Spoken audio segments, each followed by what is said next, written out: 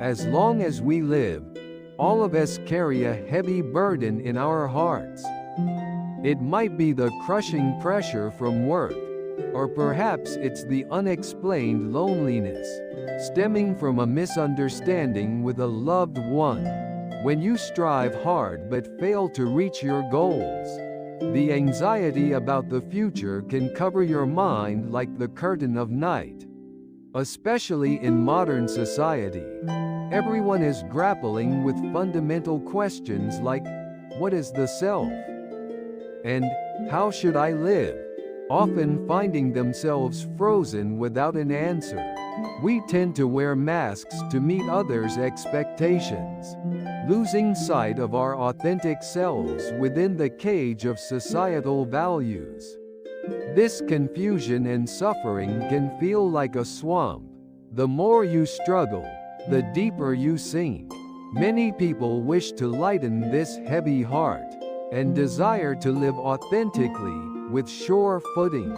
The Buddhist teaching we are exploring today, particularly the theme of establishing the self, or self-mastery, shines a light directly on this profound suffering. Buddhism is not merely an ancient philosophy or religion. It is a timeless and highly practical wisdom for fundamentally liberating modern people from their mental anguish. By grasping the core of this wisdom, we can reclaim our life's compass and take the steps toward a firm establishment of the self. Let's take the first step together to free your mind from its burdens. Long ago, in a small village in ancient India, lived a young man named Bira. Bira was diligent and kind-hearted, but his mind was constantly filled with a storm of anxiety and self-doubt. His village was involved in a continuous minor conflict with a neighboring village over fertile land, and every time, Bira blamed himself, thinking, if only I were stronger or wiser, I could stop this fight. He was also attracted to a beautiful girl in the village named Rani. But he convinced himself he wasn't worthy of her, and lacked the courage to express his feelings. His mind was like a sailboat violently tossed by external circumstances, the village conflict and the opinions of others, specifically what Rani might think of him. He felt his sense of self-worth was built upon the unstable foundation of external validation and success. One day, Bira met a sage deep in the forest, who was practicing asceticism away from the worldly life. The sage had strikingly tranquil eyes, and his very presence spoke of stillness. Bira gathered his courage and asked the sage, "O wise one, how can I be freed from this suffering and attain an unshakable establishment of the self? I am too easily swayed by the world around me and the eyes of others." The sage smiled calmly and replied, "Young man, your suffering stems from believing that you is an unchanging, permanent entity, and from tying that you to the outer world, things that are constantly changing and will eventually be lost, such as wealth, fame, and relationships." The Buddhist teaching speaks of anatta, non-self, meaning there is no permanent soul or essence that is you. But this teaching does not mean you do not exist. Your existence is a process of the constant combination and change of 5 factors. The 5 aggregates Skandhas form rupa, the body, material world; sensation vedana, feeling sensations, perception; samshna, concepts thoughts; mental formations samskara; will intentions; and consciousness vijnana. The sage continued, The true establishment of the self is not about finding an unchanging me. Rather, it is about deeply understanding this change woven by the five aggregates, and intentionally steering your awareness in the direction of compassion, metta and wisdom prajna within that flow. You do not have to deny your intention, samskara, to stop the conflict, or your sensation vadana, of loving Rani. Accept that change, and then, in that process of change, take responsibility for yourself and become the source of your actions. This is the true establishment of the self. Taking this teaching to heart, Vira returned to his village and reflected on the sage's words for several days. For the first time, he began to look at his inner world as an observer. When anger toward the neighboring village arose, he recognized that anger was part of his mental formations, samskara, and he let it go simply by acknowledging it, without analysis. When feelings of cowardice toward Rani arose, he recognized that perception samshna, too, was not his permanent nature, but just a fleeting sensation that arose and disappeared. This inner peace and acceptance of change brought about a dramatic shift in Vira's daily life. He was no longer violently shaken by news of the village conflict. Instead of reacting emotionally, he began to listen calmly to the elders from both villages, seeking opportunities for mediation. His unwavering composure gave those around him a sense of security, and the elders began to heed his words. Furthermore, toward Rani, he was able to interact with pure goodwill and respect, no longer bound by the perception, samshna, of self-denial that told him he was unworthy. By accepting his true self, the ever-changing process of the five aggregates, he became able to engage with others more deeply and fearlessly.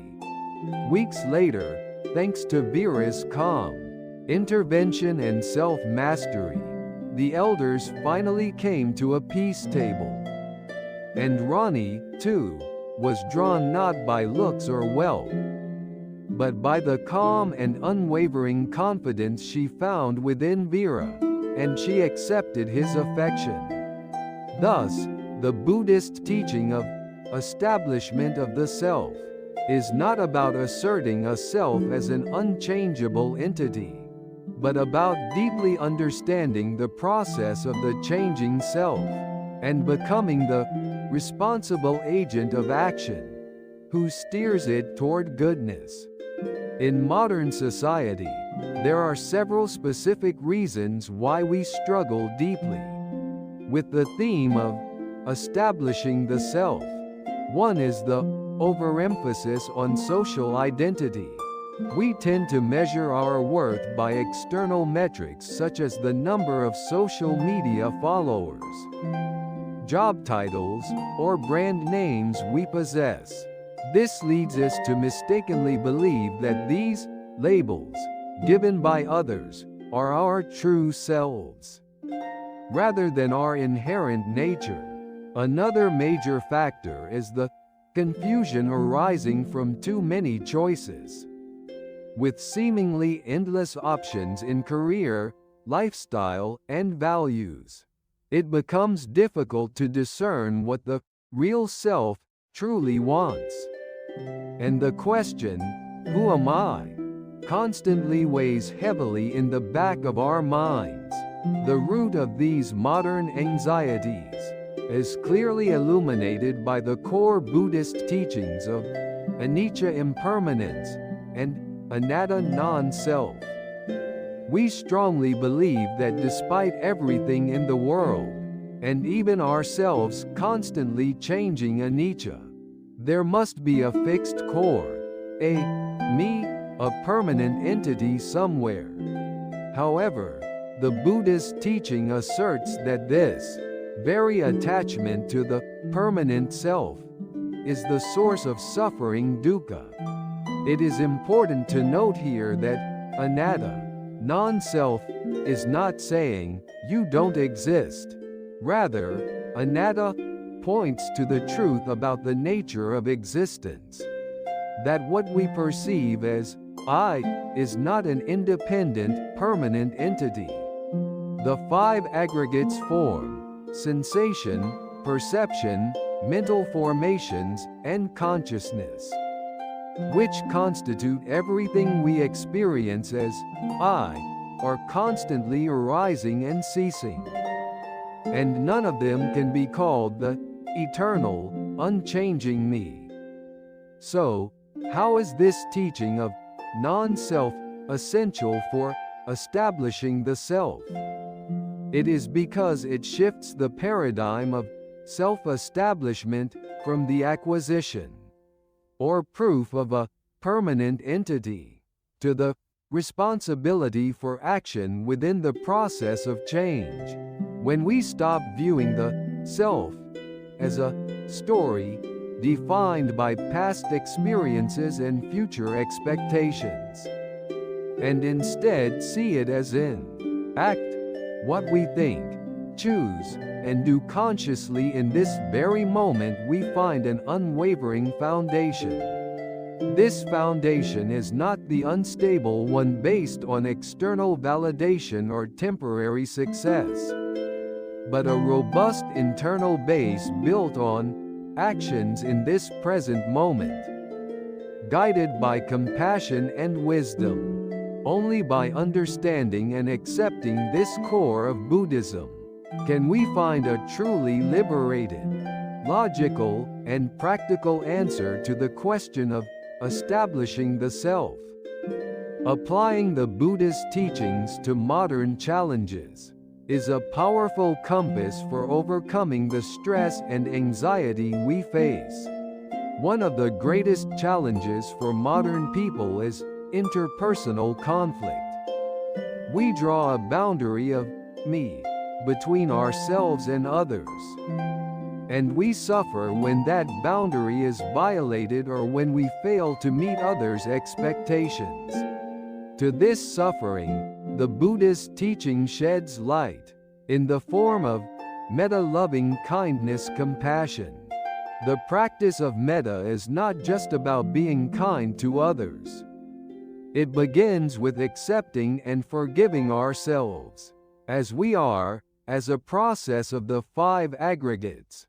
When we are freed from the attachment that views the self as a permanent entity, we can accept others as constantly changing beings too, by viewing their faults or changes inconvenient to us as part of impermanence.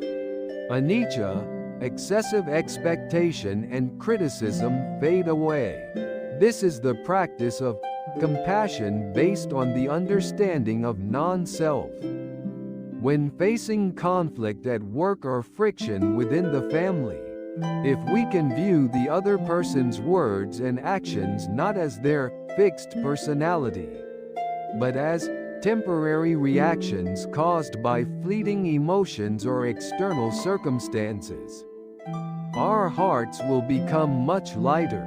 Furthermore, for anxiety about achieving goals, the Eightfold Path, specifically, right effort, samma vayama, and right mindfulness, samma sati, offers an extremely concrete and practical path. Right effort does not mean striving blindly, but the correct effort to increase what is skillful good and diminish what is unskillful bad. This aligns with the modern emphasis on quality of effort in goal setting. We find the desired self not in the result of achieving the goal, but in the process of effort itself, carried out right now toward that goal. And right mindfulness refers to focusing awareness on the present moment mindfulness, When goal achievement seems far off and we are plagued by anxiety, we are living in the story of past regrets and future worries.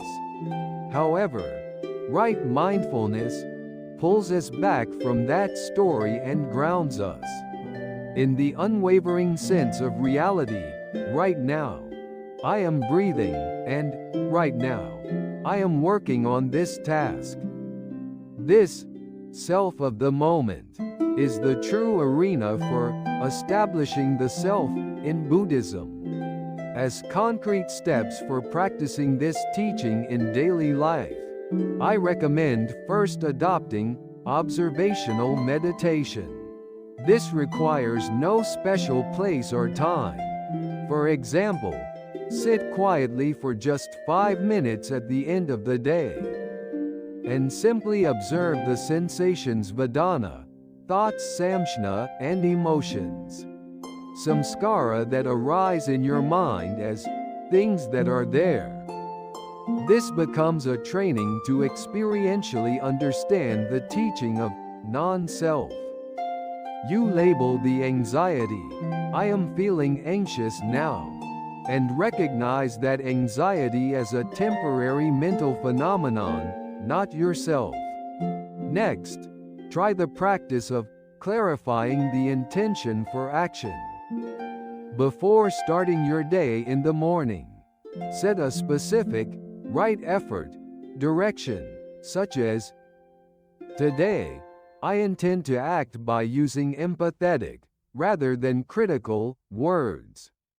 Or, I will approach the task at hand with dedication, without attachment to the outcome.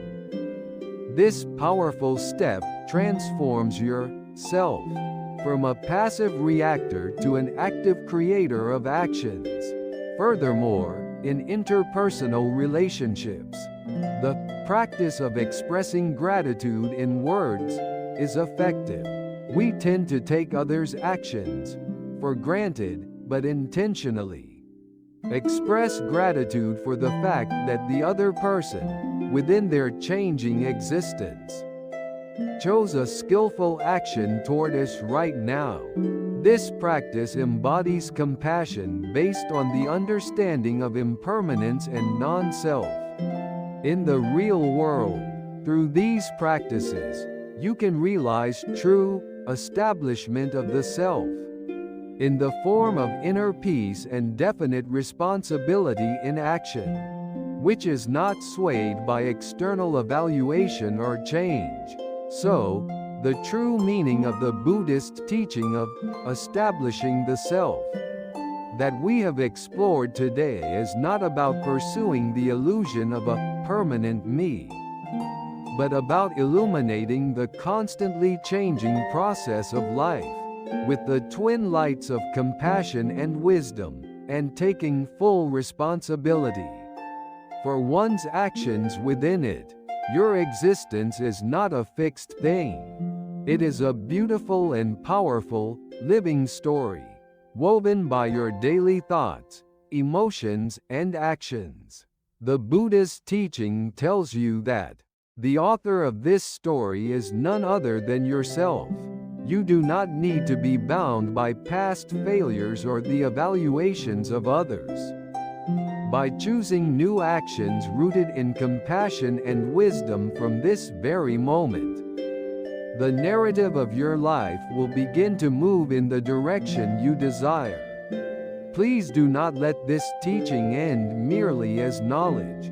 Start with observational meditation and incorporate it into your daily life through practical steps, like clarifying your intention for action.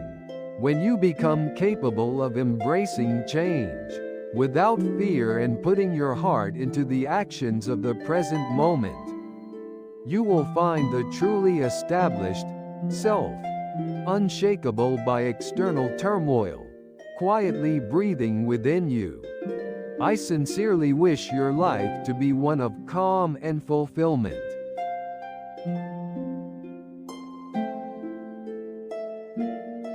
If this story resonated with you and provided some insights or learning, I'd be delighted if you could press the like button. Also, if you subscribe to the channel, I'll be able to continue sharing various life wisdom and lessons with you.